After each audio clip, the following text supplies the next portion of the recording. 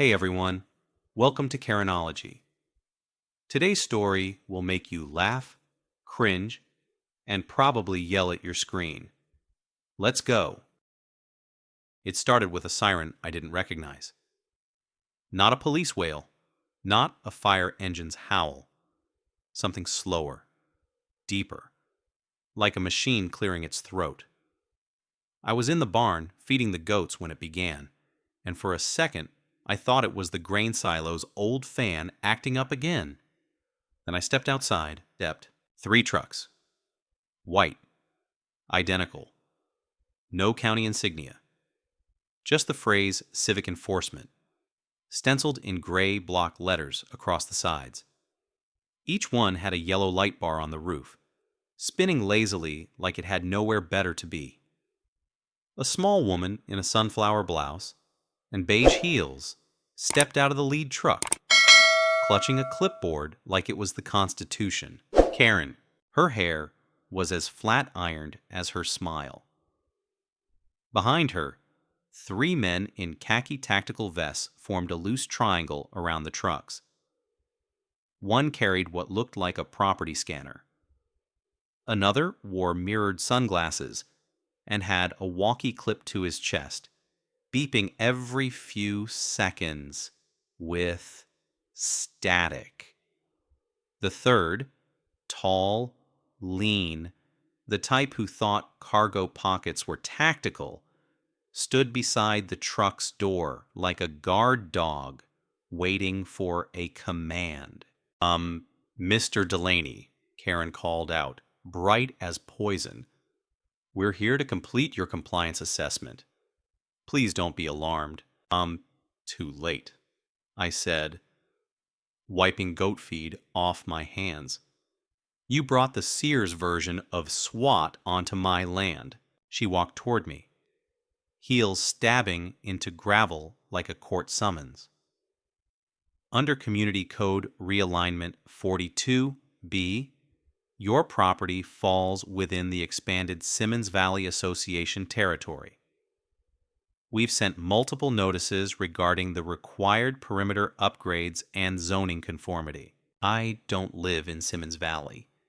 I never signed up for your damn association. She tilted her head, the clipboard rising. The annexation passed via expedited proxy quorum. You were notified. By what? Carrier pigeon? She didn't laugh.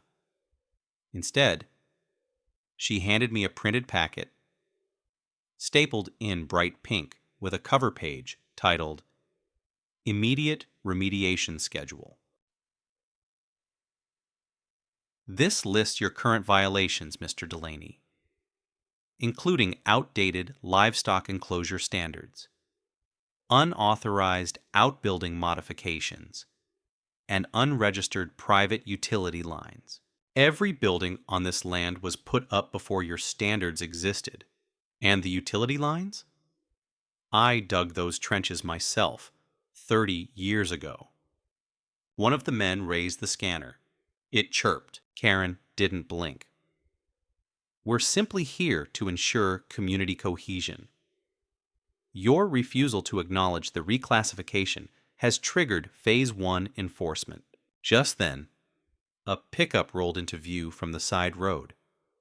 The rust-colored Dodge that belonged to my niece. But she wasn't driving. Out stepped my brother, John Delaney, sheriff of West Grover County. We hadn't spoken in almost a year. He looked older than I remembered, more lined. He nodded once in my direction, then turned to Karen. And you've got 30 seconds to explain what you're doing on my brother's land. Karen smiled again, tighter now. We're conducting a lawful inspection under civic authorization.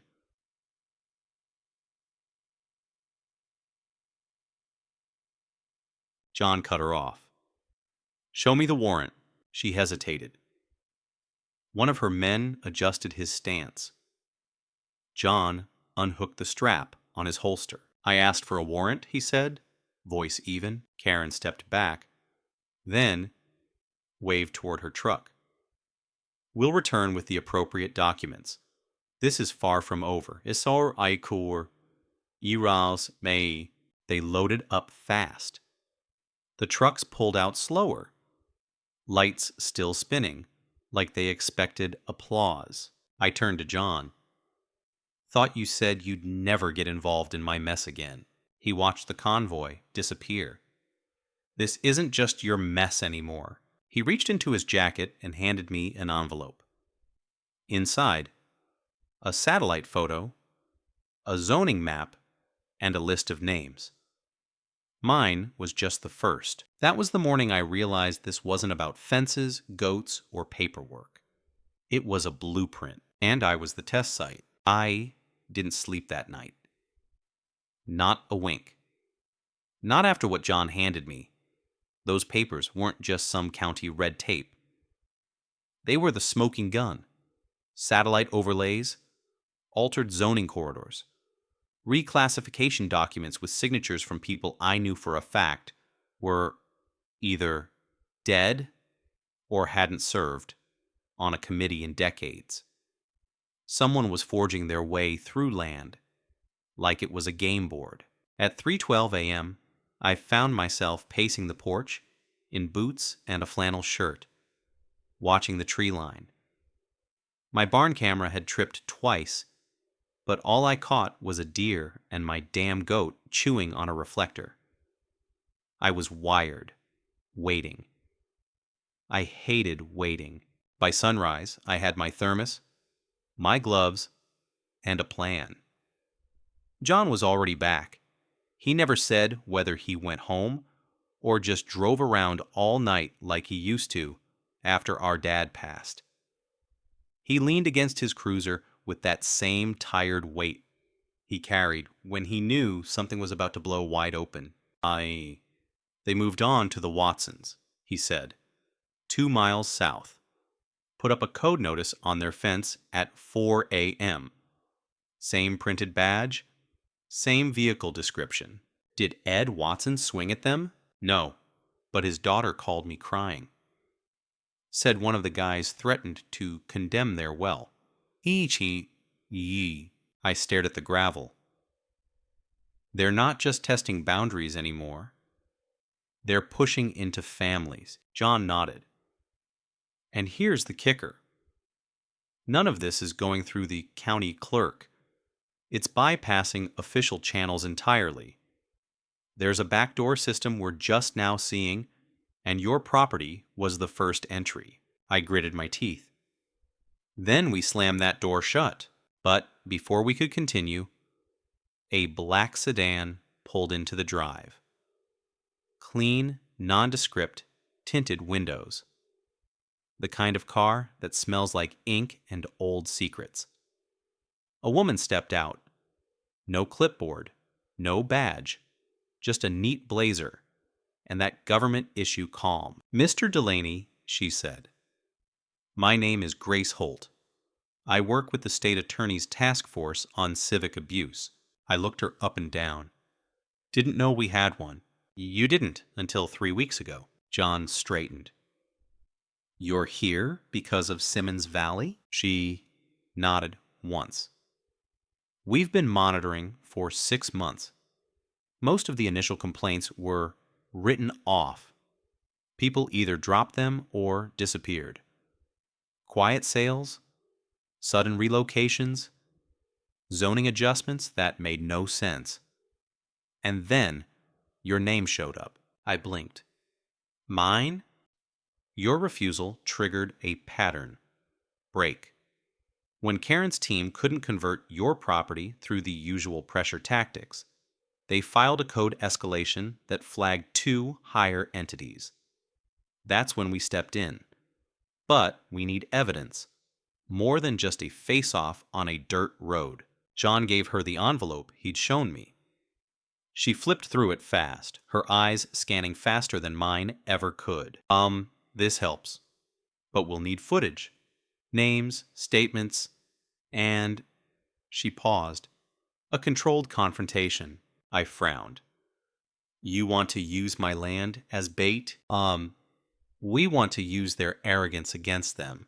It was insane. It was dangerous. And it was exactly what I would have suggested if she hadn't. John rubbed his chin. You sure about this? I looked out at the barn, at the flag still sticking out of the earth like plastic knives. I chommed, if they want to show, I said. Let's give them one they'll regret filming. 2 days later, the trap was set. John helped rig the perimeter with every legal surveillance tool we could get our hands on. Trail cameras, solar drones, motion sensors wired to spotlights, audio recorders stashed in fake birdhouses. Grace provided the good stuff: covert audio triggers, a heat mapping drone, and a legal observer with a long lens camera camped out in a rented trailer 3 lots down. I hadn't seen that much covert tech since John did a narcotics bust at the truck stop. Meanwhile, Karen hadn't returned. That was the scary part. She didn't get mad. She didn't protest. She vanished. No threats, no paperwork, just radio silence. That was when Joel came back. He didn't knock this time. He stood near the fence in a neon polo shirt like it was casual Friday, hands behind his back, the picture of non-aggression. I spotted him through the window while stirring stew, and my stomach turned. John gave me a look. You want me to run him off? Hatzes. You thought, and no, I said, wiping my hands. Let's see what he thinks he knows. I stepped outside. You here to sell me solar panels now? Joel gave a half laugh. Come on, Randy, let's not pretend we're enemies. You're backing an illegal land grab. That puts us on different sides of the fence, literally and figuratively. I'm just trying to keep things civil. There's a real opportunity here. Your land's sitting on a projected development corridor. If you just consider selling, they'd triple market value. You could buy a whole new place and retire by the lake. I folded my arms. Let me guess. Karen sent you? His eyes flicked away for a second too long. She's not in charge anymore, he said. She was just a face. There's a board now. Bigger. Quieter. I felt a chill run down my spine. And what happens if I say no? He smiled again, but it didn't touch his eyes. Then they escalate, like they always do. That night, just after 2 a.m., the sensors tripped. The drone feed picked up 2 silhouettes crossing the eastern fence line. One carried a flashlight. The other had something bulkier. Metal, long, maybe a pipe, maybe a crowbar. Grace was watching the feed remotely. Her voice came through my earpiece. 2 intruders. No uniforms. They're scanning the barn perimeter. John was already halfway to the back door, radio clipped to his belt. I followed, heart pounding. This wasn't pretend anymore. The intruders didn't see the cameras. They didn't care. They moved like they were rehearsing a play. Check door, scan hinges, whisper something, move to the east wall. One of them pulled a spray can from his jacket and started marking symbols. Tagging for demolition, Grace muttered. Classic HOA Phase 3. Declare unsafe structure. File for emergency removal. John raised his hand. Hold. We let them get all the way to the generator shed before he flipped the floodlights. Boom. Like sunrise on command. The 2 figures froze. Shadows turned to silhouettes, caught in blinding white. One bolted. The other tripped and fell against the fence. John was already moving. Sheriff, he shouted. Down! Hands where I can see them. I followed with a camera, recording every inch. The man on the ground fumbled to run, but slipped in the mud and face-planted hard. John cuffed him, read his rights, and pulled the hood off. I stared. It wasn't just some hired punk. It was someone I knew, Mark Bell. He used to coach Little League, had a landscaping business, lived 3 doors down. What the hell are you doing? I asked. His eyes darted. I needed the money. They promised my mortgage would disappear. John's jaw tightened. Who promised you that? Mark shook his head. They never use names. Just emails. Meetings in diners. It's bigger than Karen. We looked at each other. The quiet board Joel had mentioned? Real. Grace's voice crackled through again. Pull his phone. We might finally have a line to the top. And just like that, the net started to close. But something still didn't add up. Because as we walked Mark toward the cruiser, he muttered, They said this place was phase 1. That phase 2, it's already begun. John and I froze. What's phase 2? Mark looked at me like a man who'd already lost too much. Your neighbor, Helen. She doesn't know it yet, but they're going to clear her land next. And this time, they're bringing the fake deputies. I didn't know Helen very well. She was one of those quiet neighbors. Kept to herself, raised chickens, sold eggs in recycled cartons with handwritten labels that said things like blessed and local.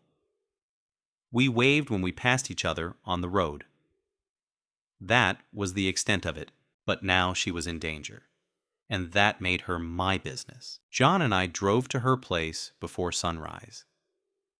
We didn't tell her why at first. She met us on the porch in overalls and a flannel shirt, boots still wet with dew, hair tied back in a scarf. She looked at us like she knew trouble had arrived. I saw the lights at your place last night, she said, arms crossed. Was it them? Worse, I said. They're moving on to you. You're next in line. She didn't flinch. Let me guess. Homeowner Association expansion project? You know about it? John asked. Fantastic.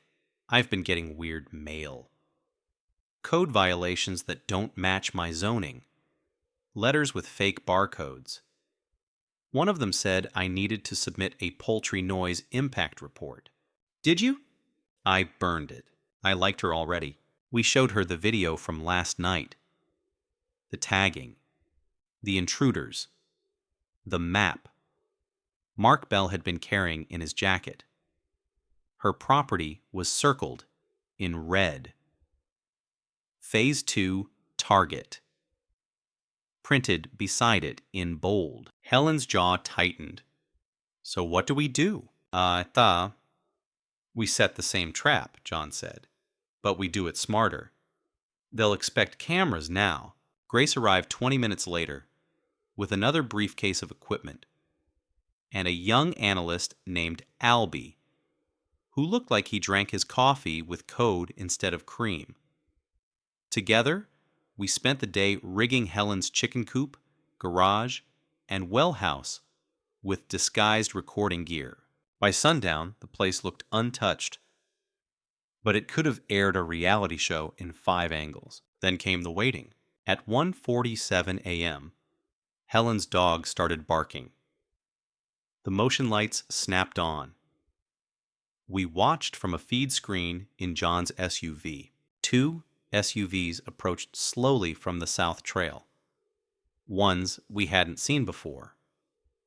No logos, but the same dull gray paint and polarized plates. They stopped 50 yards short of the gate. 5 figures exited. 2 carried handheld scanners. 1 held a printed clipboard. The other 2 had vests.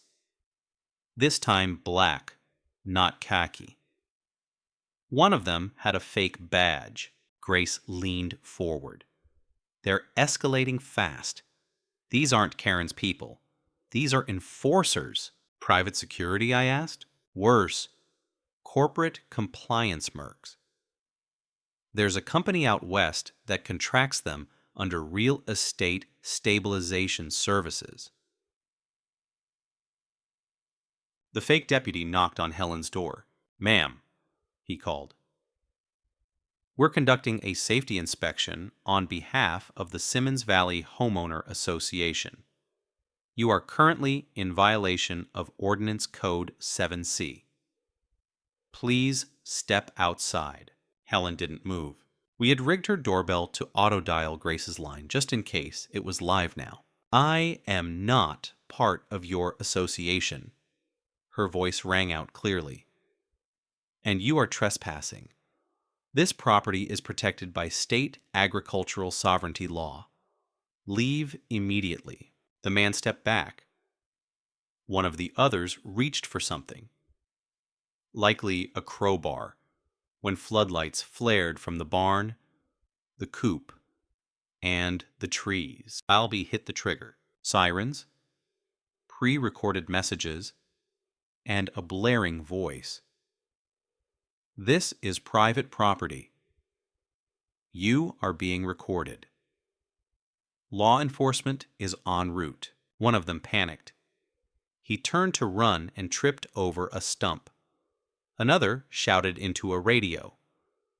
The fake deputy looked at the camera mounted above the coop and raised his hands halfway. Not up, not down, just confused. John was already pulling up behind them with lights flashing. They froze like mannequins in a lightning strike. "This isn't just harassment," Grace muttered. "This is systemic targeting. They're testing rural resistance response." I stared at the screen. At Helen, now standing in her doorway with a shotgun in hand and fire in her eyes. We weren't just neighbors anymore. We were witnesses. And it was time the whole damn county saw what was happening. The video of Helen's standoff hit the internet before dawn. Grace uploaded it to a secure whistleblower platform. And within hours, it was mirrored by local watchdog groups, anonymous forums, and even a mid-tier podcast that specialized in neighborhood overreach horror stories. The clip went viral in pockets of the internet that specialized in one thing: outrage. By lunch, the phones at the Simmons Valley Homeowner Association office were jammed. Their website crashed.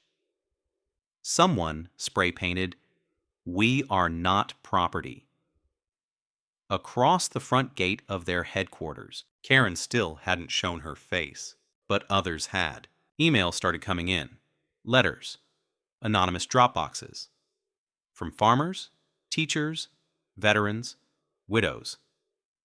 Stories of intimidation, shady buyout offers, code citations that didn't match county records.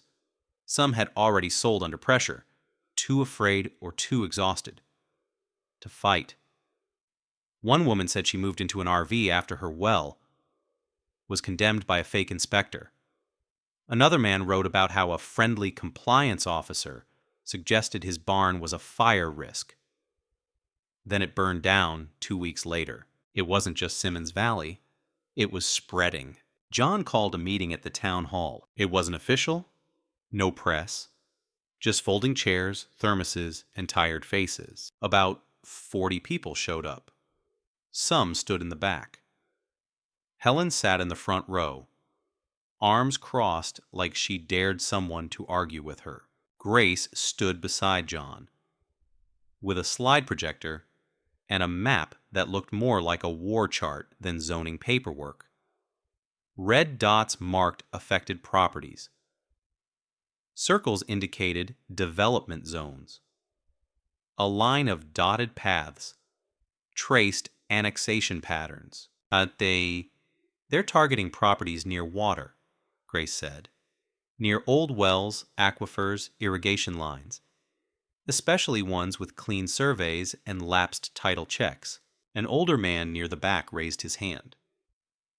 "Why water?" "Control," she said. If they own the land, they own the flow. That silenced the room. I stepped up next. I didn't want to, but John said people needed someone they recognized. Someone who already took a hit and stood back up. I told them everything. The visit, the fake citations, the drone, the night we caught Mark Bell.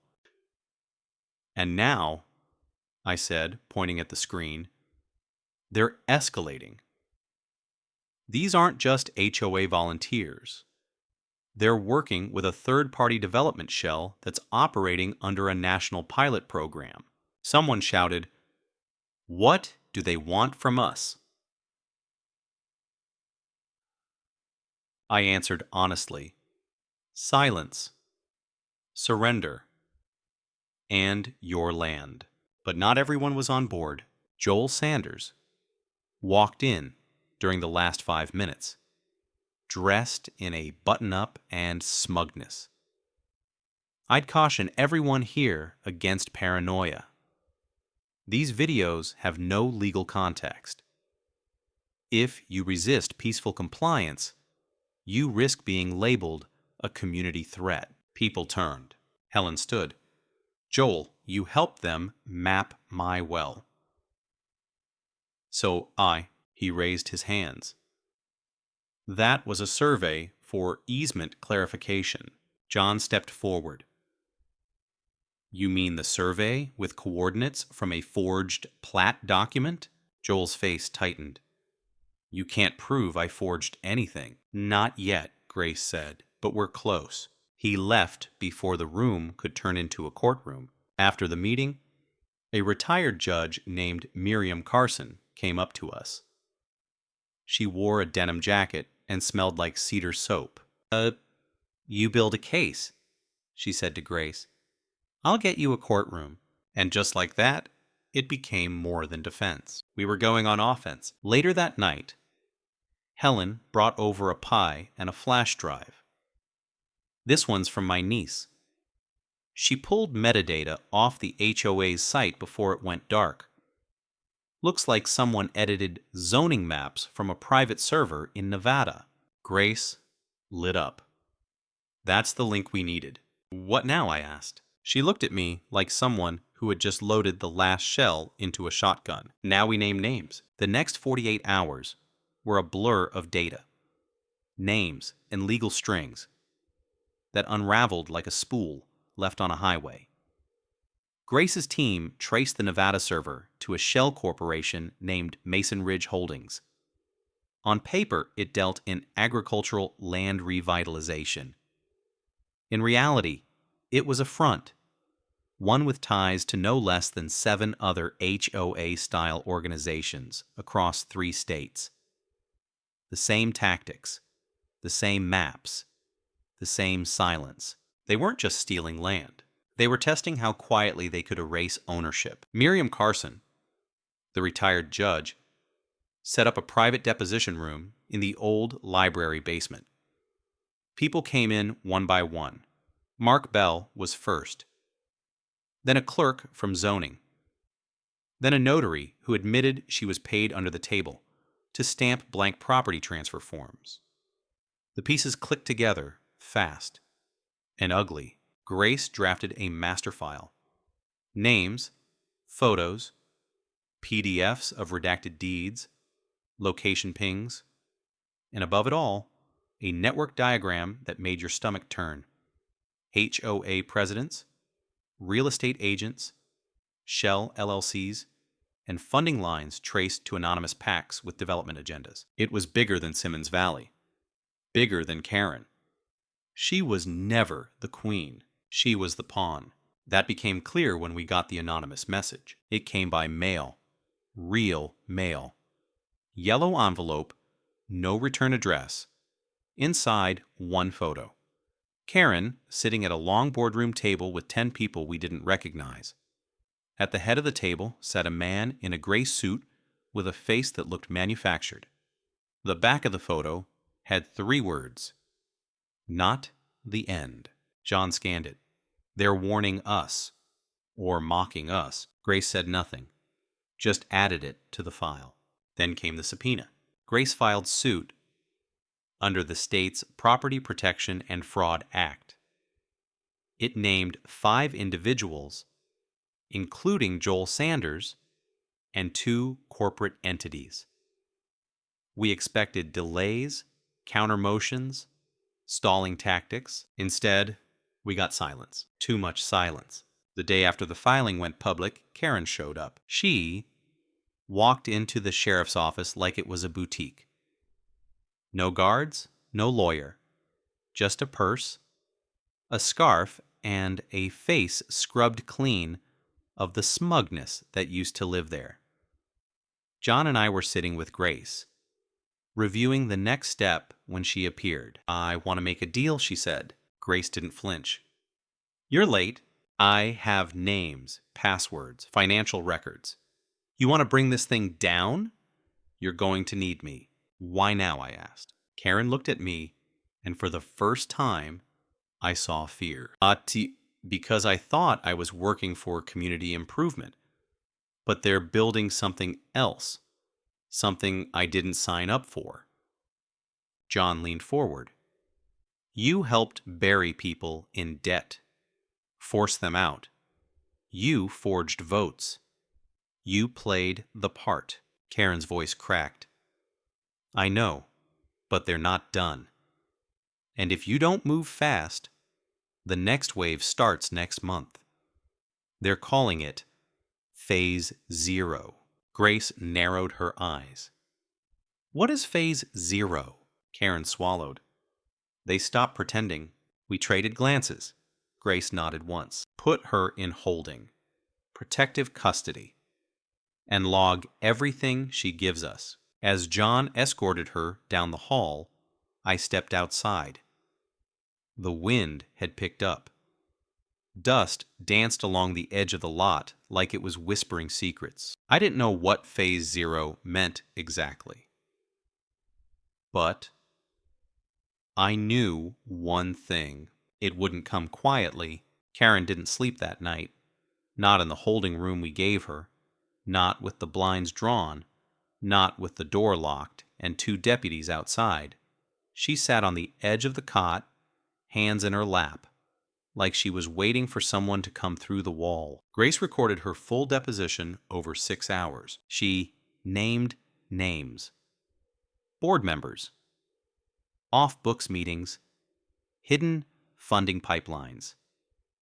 She even gave us access to the private messaging platform they used, buried inside a landscaping app with a hidden login. Her passphrase was, "Neighborhood harmony." It made me sick. They had everything mapped. Not just our town. Counties, states. Rural zones marked for acquisition optimization. Tracts of farmland reclassified quietly under zoning jargon.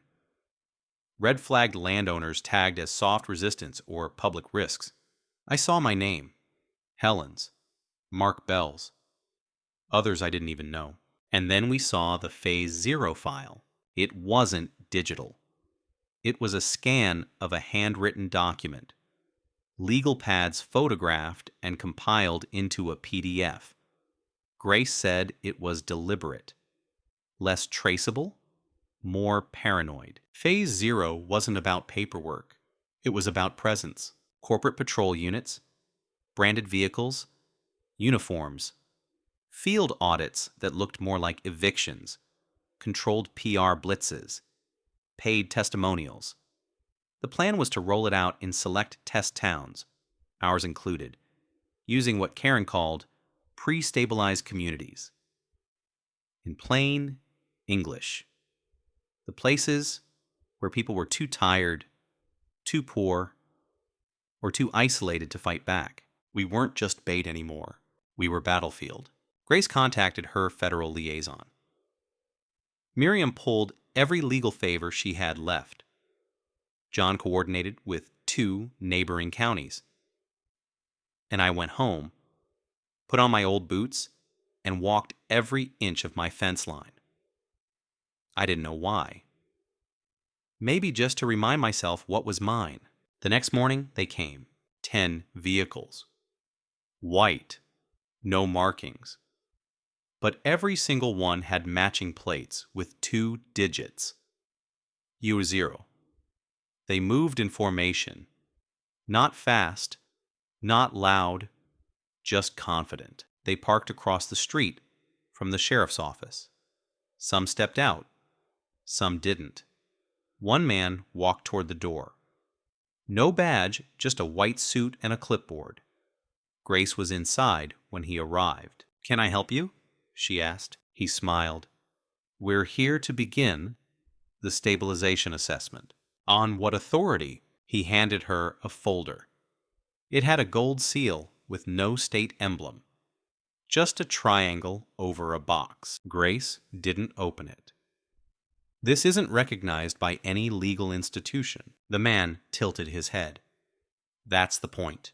John stepped out behind her, hand resting on his holster. "You've got 60 seconds to leave." "Or what?" I stepped into view. "Or we take your damn clipboard and file it under obstruction."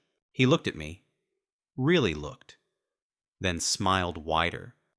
"You're Randall Delaney." "I am. You've caused a lot of noise." Good.